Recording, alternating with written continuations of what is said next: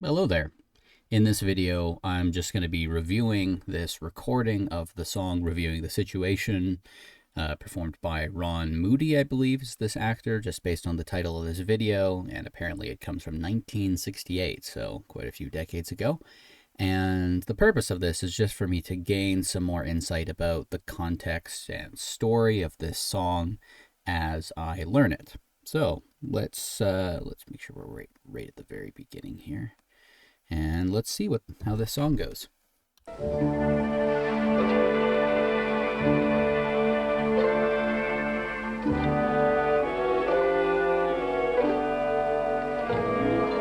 Look after him, Dodger.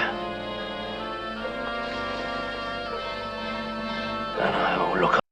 So that starting part of connecting to one of the characters is definitely not in my sheet music of going, look after them, Dodger. I didn't even know that Dodger was one of the characters, but apparently they have some kind of established relationship of the Dodger and whoever the person that Dodger's taking care of is, as well as this character, which I don't know even what the protagonist's character's name is yet. So, what's next? After myself.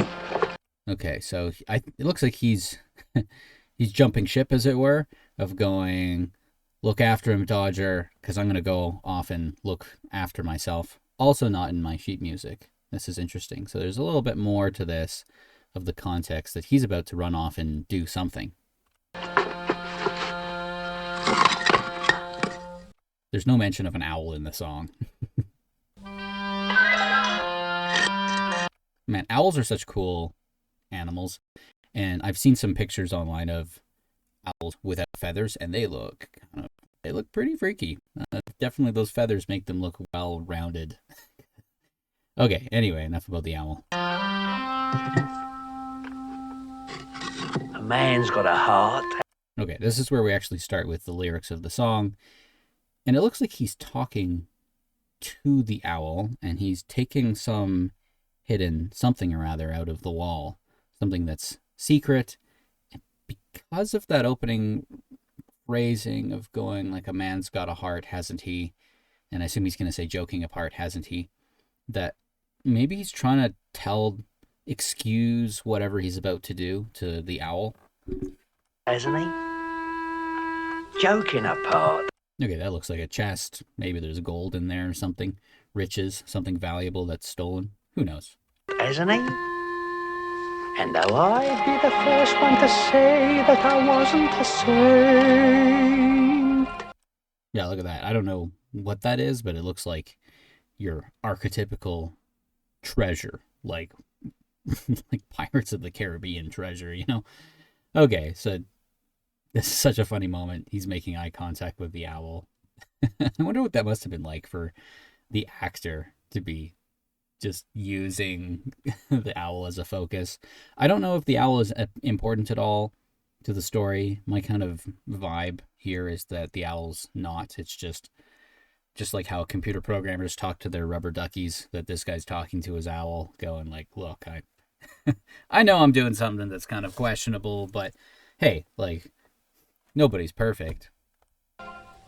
I'm finding it hard to be really as black as they paint.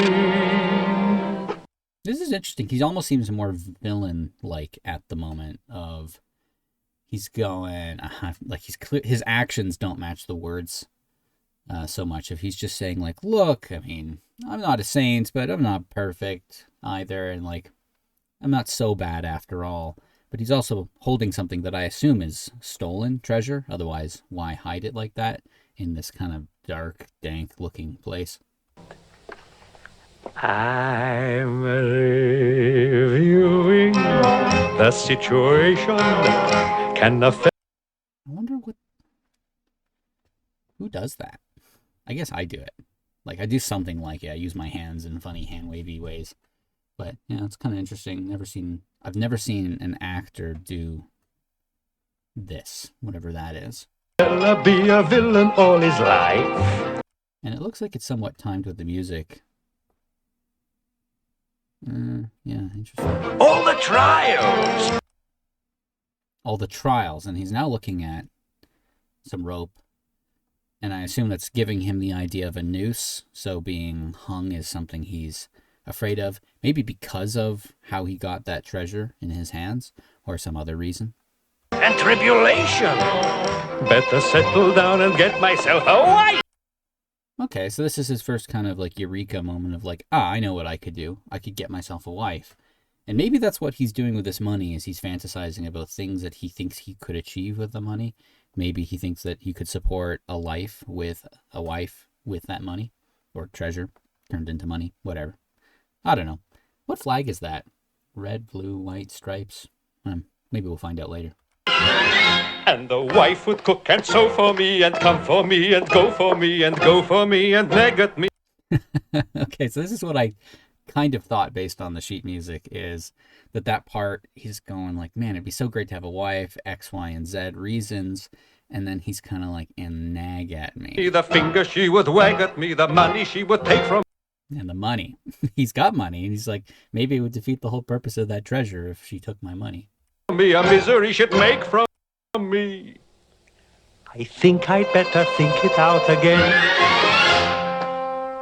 So I'm trying to understand what he's trying to do. It looks like he's trying to go somewhere with the treasure. And when he was... I wonder if there's a theme here that as he's trying to leave, he's trying to go do create some future with that money, and then he's trying to maybe retreat and return it back to the hiding place to go like, I don't know what to do about this yet.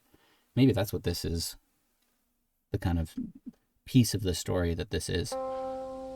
A wife you can keep anyway.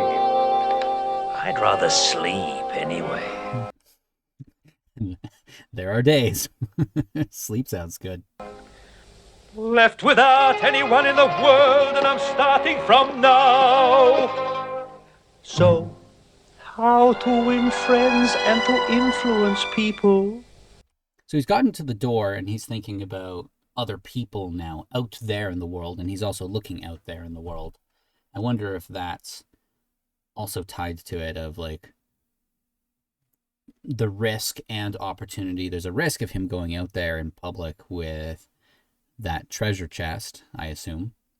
And at the same time, he's thinking, but like this might be the into a higher level of society than what he's currently in.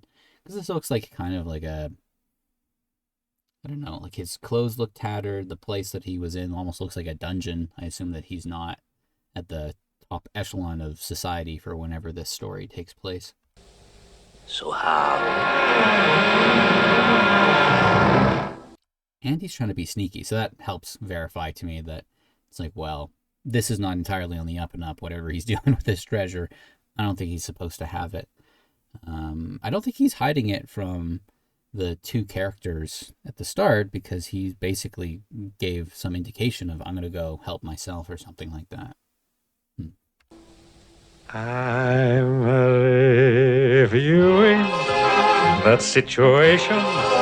See, this one looks, he looks more greedy now than when he was talking about the prospect of having a wife. That is a much more innocent type of happiness. And now I think he's kind of getting into like, well, maybe I could get some influence and be somebody who's a real hotshot in the world. I must quickly look up everyone I know.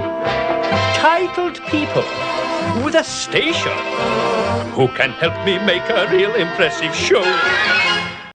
So maybe that's what he wants to do with the money, is like make a show and get some kind of fame out of it, get some kind of like becoming well connected in society using the money by hiring the people who will make a really awesome show of some kind. Because depending on when and where this is, that things like plays, performances were a huge deal to high society. I will own a suite at Claridge's and run a fleet of carriages and wave at all the duchesses with friendliness as much as is befitting of my new age.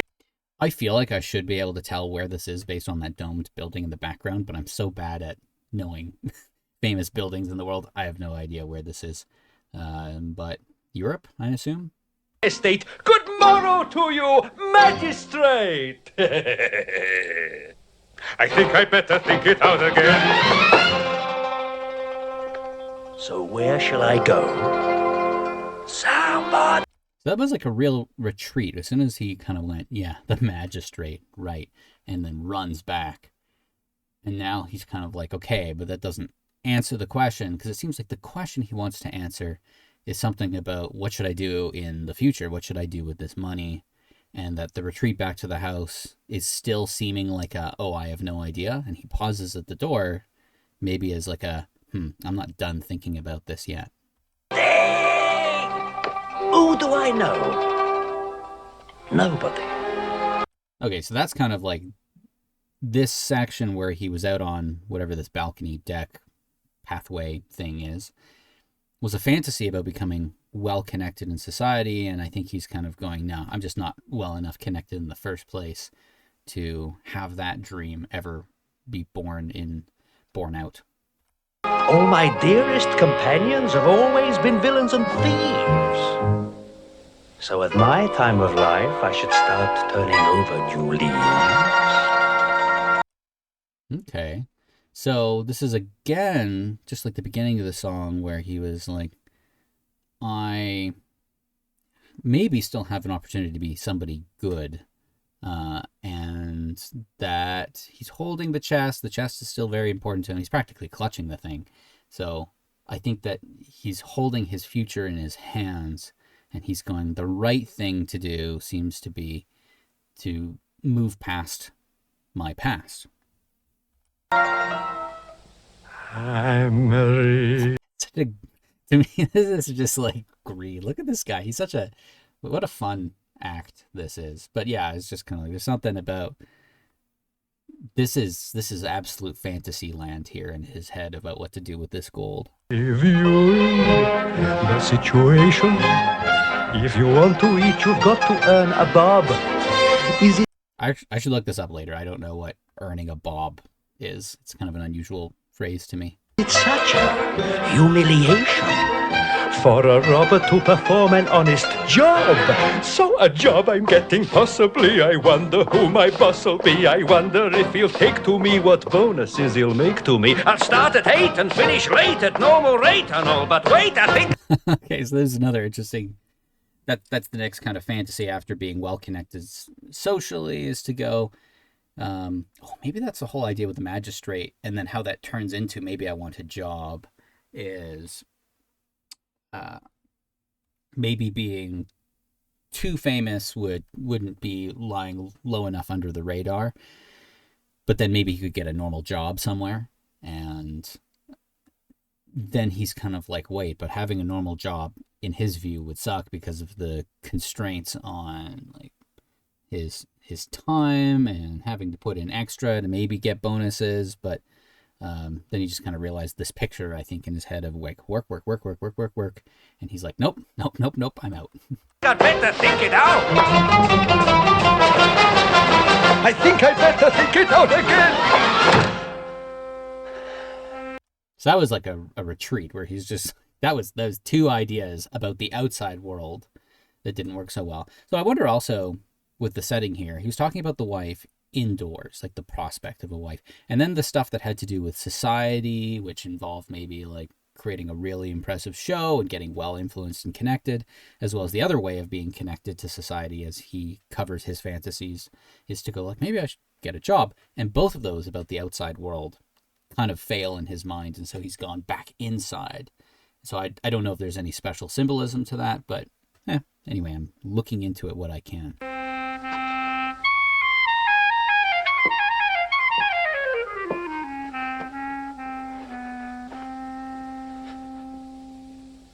What happens when I'm 70?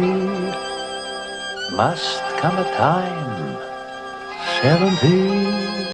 So I guess now he is imagining what his far older self is going to look like, and that might come with its own challenges and needs. And he's thinking now about the prospect of this money and how that fits into that future of how he's going to support being old. That's what I'm guessing.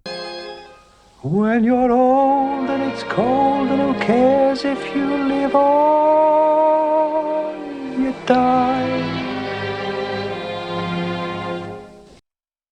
So maybe that's another theme of all three of these fantasies that he's had about like getting a wife or being well connected socially or getting a job, is that maybe this character feels very disconnected from people, despite the fact that he has some friends, but maybe it's like very transactional, and so he's like, well, at some point I'm going to be old, and if I'm on the path I'm on, I'm going to end up, you know, nobody's going to care that I exist or whether I don't exist anymore. No one's going to, and that longing to feel connected for this character is partly about that somebody needs to care about him or for him. Your one consolation's the money you may have put by. Well, maybe he just got flipped on that, or maybe that's not his thinking at all, because that was definitely I got this money, and like at least I'd have that, even if I can't be well connected to anybody outside.